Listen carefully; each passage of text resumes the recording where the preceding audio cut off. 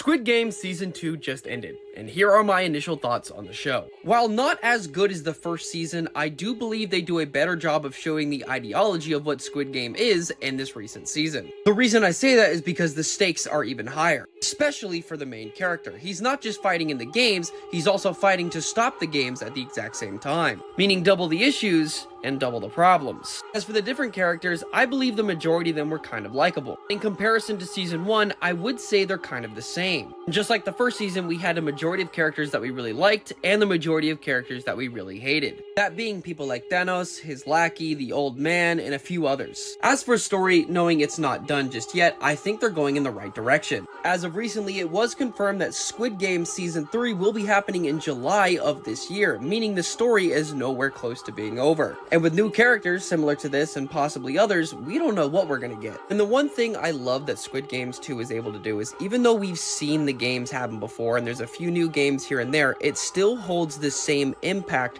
that the first season had. You would think since we've seen how the games play out that we'd get used to it. But no, they're still taking this very seriously. The guards will still off anybody that does something wrong, and they will not hesitate. And this time around, it goes as far as the games master to join the game to manipulate others to believe that he is actually one of them. And granted, the same thing happened in the first season, but this time around, it was more personal. From the unknown deception to the false hope, seeing all of that combined together to create this new season in a way that we haven't seen before was just amazing. And that final scene, seeing all of them in that shootout, was something I wasn't expecting from Squid Game. Again, going back to the false hope, thinking you have a chance to do it, but not realizing that you're in enemy territory. Things will not go the way you want it to, especially when you have somebody behind the scenes who gained your trust only to deceive you in the long run, but you never knew it. And that is what did it for me.